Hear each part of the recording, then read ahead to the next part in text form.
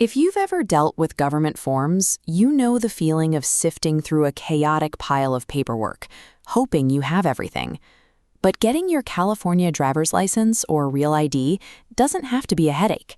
We are going to walk through the exact step-by-step sequence to navigate the DMV system smoothly and get your license in hand. Before you even open a web browser, step 1 is gathering your physical documents. You will need an original birth certificate or a passport, your Social Security card, and 2 printed documents proving your California residency. This checklist shows 4 categories to satisfy: proof of identity, Social Security number, California residency, and legal presence. As instructed below, visit the official DMV website to cross-reference your paperwork with their complete list of acceptable documents. Verifying that you have exactly the right physical paperwork right now is the single most critical factor in making sure your application sails through instead of getting rejected later. Now that your desk is organized, it's time to go digital. Navigate to the official ca.gov portal and click the blue Start button under the Real ID section. You will be prompted to create a DMV online account or log in if you already have one. You need this account to save your progress and track your application later on. Once logged in, you'll start the DL-44 application form. The first screen asks for your first name, last name, and date of birth. Pay close attention. Do not use nicknames.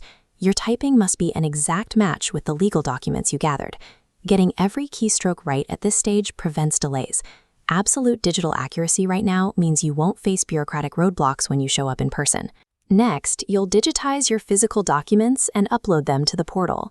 The upload box shown here accepts JPG, PNG, or PDF files.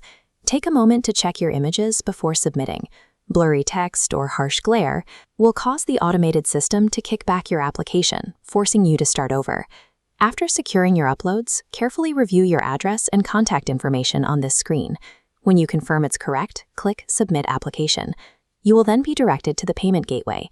For a standard Class C driver's license, you'll need to pay the non-refundable $41 application fee. With your payment cleared, the final online step is to select a convenient physical DMV office from this menu and lock in an appointment slot. By completing this digital sprint up front, you have successfully shifted the heavy lifting from yourself to the DMV's automated processing system. When your appointment day arrives, head down to your selected DMV office. Remember to bring the physical copies of every single document you uploaded in Step 1. The clerk has to verify those originals in person. At the counter, they will process your paperwork and then begin the mandatory testing, starting with a standard vision exam. Next, you'll move to the testing terminals to take the written knowledge test, which covers California driving rules. Depending on your specific situation, such as if you are a first-time applicant, you may also be required to take a behind-the-wheel test. This is where you get in the car with an examiner and demonstrate your practical ability to follow those driving rules safely on real roads. Because you handled all the complex data entry online, this in-person visit is entirely focused on proving your competency as a driver, rather than fighting through forms. Once you pass your required tests, you get an immediate result. The DMV will hand you this temporary driver license printout.